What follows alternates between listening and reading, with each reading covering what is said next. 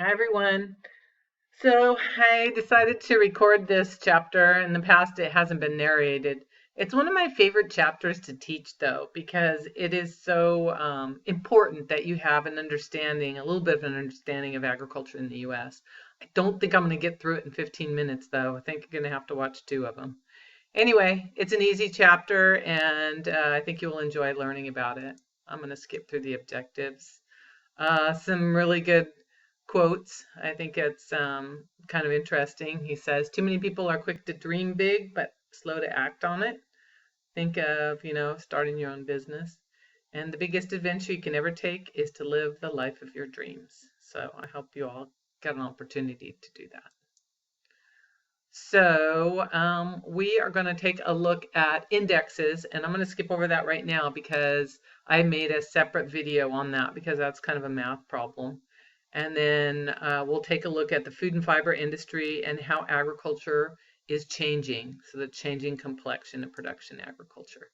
So the food and fiber industry, I think that was one of your terms last week, is the businesses that are involved in with the production of food and fiber. Basically, it's that saying from farm to fork. So that is the agriculture industry. So this is important. This is going to be a homework question. The five sectors of the food and fiber industry is input, supply. So inputs can be farm equipment like John Deere, feed, seed, fertilizer, chemicals. Those are inputs. Inputs are what it takes to produce a product. And then you have farming. That's the second sector. And then you have processing and manufacturing. So food processing, we have a lot of food processors in Modesto. Tyson, of course, you're familiar with that as a meat processor. Del Monte is fruits and vegetables, and Swift is another meat processor. So we have Gallo Wine, we have lots of food processors and manufacturers in our Stanislaus County.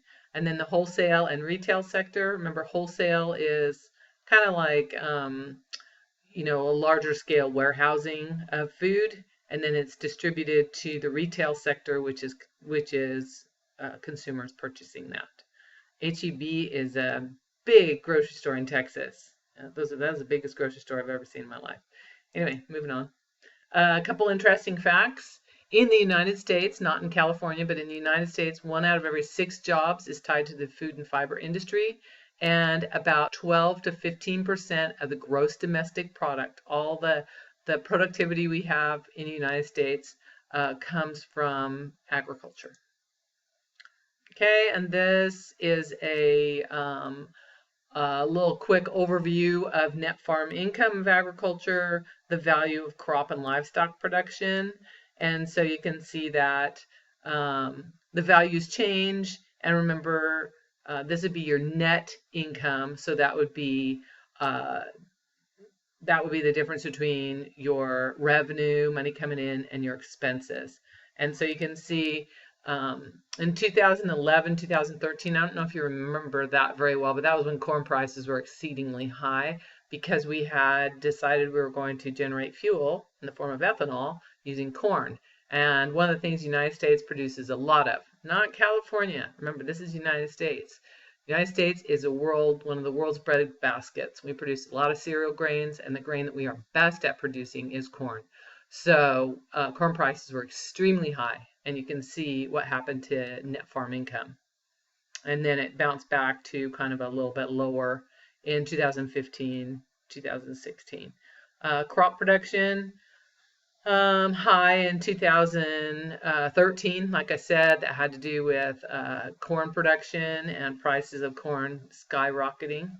And then livestock production after 2013, prices plummeted, and we had a deficit of livestock because a lot of dairy cows got sold off, a lot of breeding animals were sold, and beef cattle and hogs, and so obviously we had a shortage, and so that would drive prices up. But anyway, just a little bit of information there. See, that's what happens. I get sidetracked on the stuff. Okay, two more terms that you're going to need to be familiar with. A nominal value is a value to which no adjustments have been made for inflation. So what inflation does is inflation makes things more expensive. So nominal values, no adjustments for inflation. Real values is when we have an adjustment for inflation. One measure of inflation is the consumer price index. We're going to talk about consumer price index in a little bit. I'm probably going to zip through it here because I do want to try to get through as much as possible in this chapter. So nominal, not inflation, not adjusted for inflation. Real values adjusted for inflation. Okay, so this has to do a little bit with the consumer price index, and it has to do with indexes. So again, I'm going to skip through that because I do have another video on that. So we're just going to zip right through that. This is kind of an interesting graph. You can look at it. It's actually in your book too, and it just shows. So it's been adjusted for inflation, so that would be real values, but how different events in the world affect fuel prices. And you have to remember, fuel prices is more than just you putting gas in your tank to get to work or get to school. Fuel prices affect, all aspects of transportation, and huge amounts of agricultural products have to be trucked from one point to another. And as you know, we have seen our gasoline prices drop dramatically. Cheapest price at the pump I have seen in a very long time right now because of supply and demand, although diesel prices haven't changed as much. Okay, so this one's a little bit more relevant. Just trying to talk to you about the 5 sectors, the farming industry. So farm input are basically, like I said, fertilizer, feed, seed, farm equipment. Those are all things that are called inputs, and that's going to become a very important word in economics. Farming, we're basically growing feed corn, raising hogs, whatever our production is. And then processing and manufacturing is forming that live animal into something that is you were going to put on your dinner plate, or that corn into something that you're going to have for dinner, or it's going to be transformed into a feed for livestock. Wholesale and retail has to do with storing, warehousing, and distributing food. And then, of course, you and I are the consumers. So how have farms changed? This is really important, so take note. The physical structure of farms has changed. There are fewer farms in the United States, but they are larger. And if only I could lecture to you face to face, we could have some really good discussions about this. Maybe we can when we Zoom, I don't know. There are fewer farms, but they're larger. There is less and less agricultural labor being used, more capital intensive, which means take a look at almond harvesting in California, for example. It's all mechanical. We use shakers, sweepers, pickup machines, compared to the old days when you used a rubber mallet and you hit the tree and you raked up the nuts on the ground and you loaded them with a shovel in the back of your pickup truck. That's labor. Many developing countries in the world have the reverse situation. So increasing use of capital means more automation, more mechanization, more use of robots and things that cost money to purchase, but it's not labor. And also, one of the things that you must understand in American agriculture is our productivity has dramatically increased. There is no threat to world food supply yet. Because of science and modern agriculture, our productivity continues to increase per unit of input, per unit of fertilizer, per unit of labor. Our output continues to increase. Nominal net farm income has grown. Remember, nominal is not adjusted for inflation. Declining debt means farmers owe less money on their farms or on their equipment. And this is really old because most of you weren't even born in the 1980s, which was a terrible time for farming. There's a long story on that, but I don't have time to tell you it anyway. Most farm land has recovered its value. And today, even though the dairy industry has struggled, soybean farmers have dealt with decreasing demand for soybeans because of the trade deal with China. Farm land is still fairly valuable anywhere in the U.S. because it is, some of the most productive land in the world. Okay, some other important facts. Right now, there's about 2.1 million farms in the United States. In 1935, there were a lot more farms.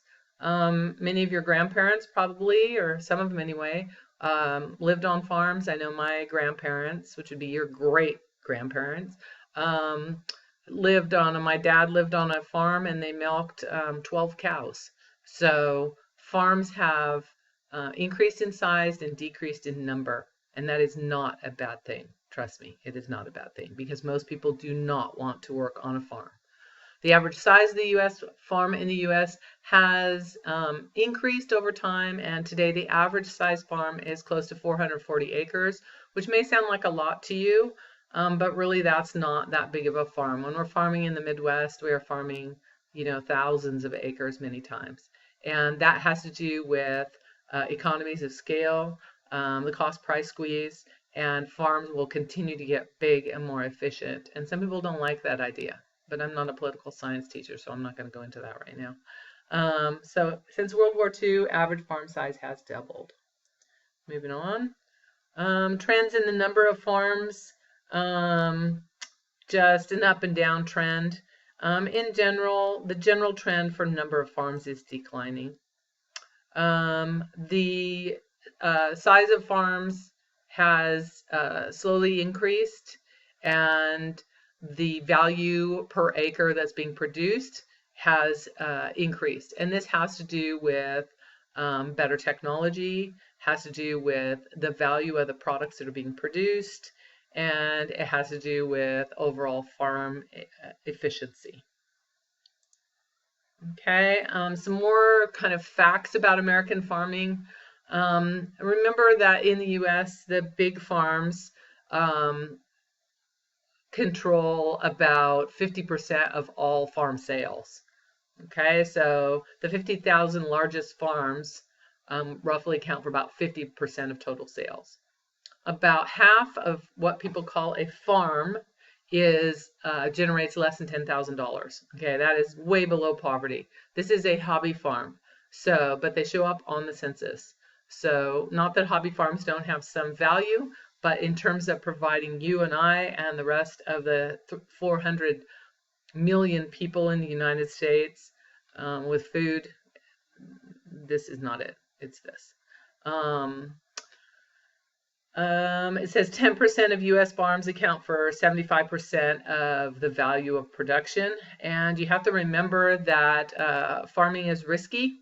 And when we look at some types of farming, especially livestock production, we see more and more consolidation of businesses. There's far fewer small hog farms and poultry farms because of the cost of doing business. And then for about the past 20 years, the number of farms has been holding fairly steady. Remember, World War II, 1935 and on, farm numbers have decreased, but it's been holding steady since then. Another important fact is about all I'm going to get through right here is U.S. farms tend to be specialized rather than diversified. About half of the U.S. farms produce only a single commodity. 3/4 of farms with greater than $500,000 produce no more than 3 commodities. Think of almond farms in California. They produce a single commodity. 60% of all farms are comprised of retired operators and operators who also get some income off farm. So remember, farming is risky. So a lot of times farmers will have a source of off-farm income, such as perhaps they sell insurance, perhaps they are a teacher, perhaps they are doing some consulting or some custom farming for other people.